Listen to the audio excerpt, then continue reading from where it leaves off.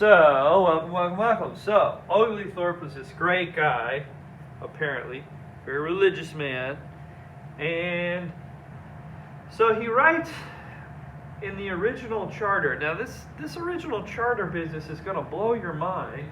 What was contained in the charter of 1732, at least the contract that was written up that said, okay, this is what and this is how Georgia's going to be, or what it's going to be like for the people who live here. He didn't believe in alcohol. So he said there could be we can't outlaw alcohol, period. But what we can do is we can say there can be no liquor dealers in the colony of Georgia. So dealing liquor or selling liquor originally in the colony of Georgia was illegal. He's also a good old boy from the Church of England. Yes, they hated the Catholics back then. And so he said, no papist.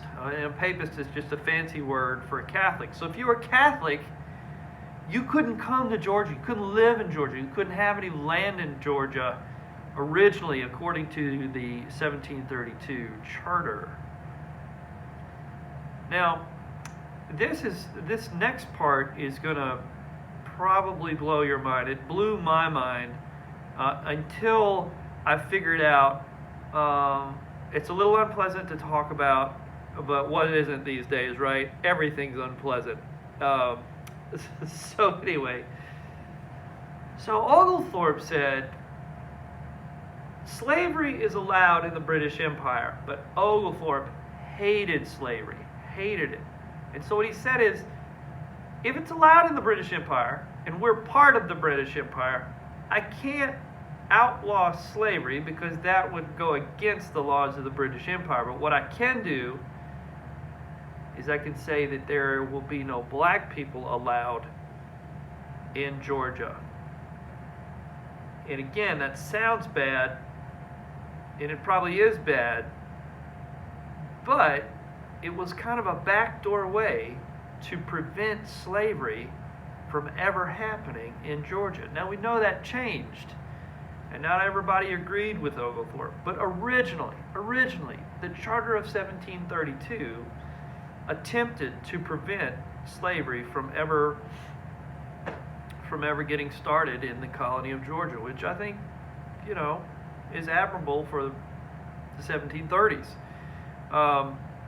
The other thing that the charter said, which is it blows my mind, and we're going to figure out why and how this all changed, but from the coast, from the Atlantic Ocean all the way to the Mississippi River was considered Georgia. So Georgia was not always shaped the way that it's shaped now on a map. Our boundaries have changed over the years, and there's reasons for it, scandalous reasons, and we'll get into that in further videos. But can you imagine? Georgia used to take up, originally, Georgia took up the land that Georgia now is, plus all of Alabama, all of Mississippi, and parts of Florida. It's amazing to me. Georgia was this gigantic, mammoth state that stretched all the way. Actually, it went to the Mississippi River, but the original charter said it stretched all the way to the Pacific Ocean, like Texas and California and half of Mexico. So it was gigantic. It went from sea to shining sea. It was like a country within itself. But of course,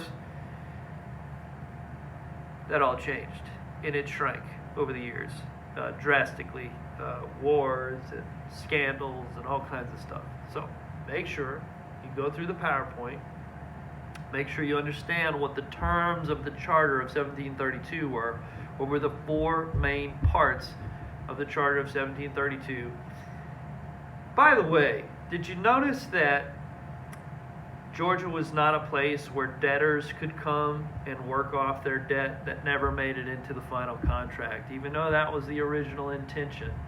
But anyway, the final contract is the Charter of 1732. You need to know what it says. Make sure you pay attention to the slides in the Google slide that talk about the Charter of 1732, what was contained in it.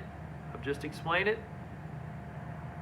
Make sure you watch all of the videos and all of the Google slides for this week's lessons. and then take the assessment at the end of the week. Thank you.